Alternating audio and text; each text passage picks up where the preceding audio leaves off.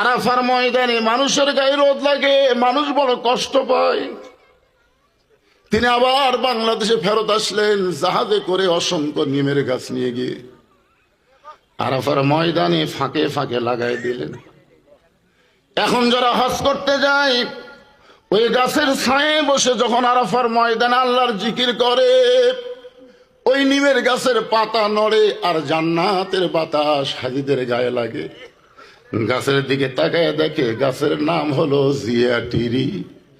শহীদ president Zia Rahman দুনিয়ার সাধারণ কোনো মানুষ ছিলেন না, বিএনপি প্রতিষ্ঠা করে গেছেন। আমি বলবো বিএনপি হলো মুসলমানের 1 নম্বর দল হওয়ার কথা, ধরে বলেন ঠিক কিনা?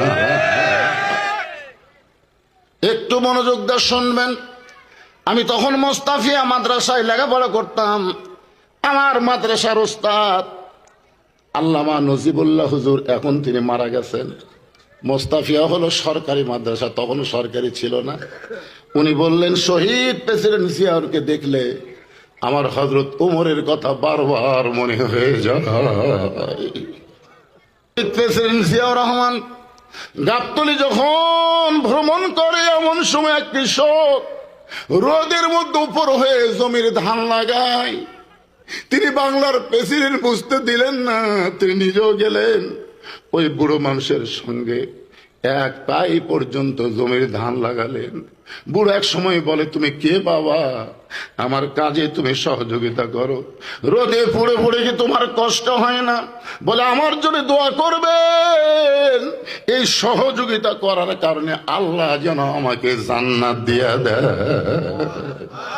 2 চোখের পানি দর দর করে পড়তেছে। 2 বাচ্চা চোখের পানি মুছে দেয়, বলে, কে গো আপনি? এই গভীর রাত্রে বাবার দরদ দিয়ে আমাদেরকে খাওয়াইতেছেন, আবার কান্দেন কেন? ওমর 2 হাত তুলে বলে, আল্লাহ, এই অধমকে জাহান্নামের আগুন থেকে তুমি বাঁচায়া দাও। তাঁবুর মধ্য থেকে মহিলা বলে, কে রে? দুনিয়াতে ভালো মানুষের গল্প শুনেছি, কিন্তু মানুষ এমন ভালো হয় কোনোদিন দেখি নাই। তুমি জাহান্নামের কেন ভয় করতেছ? আল্লাহ ওমরকে মদিনার খলিফা না বানায়া, আল্লাহ যদি তোমাকে মদিনার খলিফা বানাইতো, মদিনা আল্লাহর জান্নাত হয়ে যেত।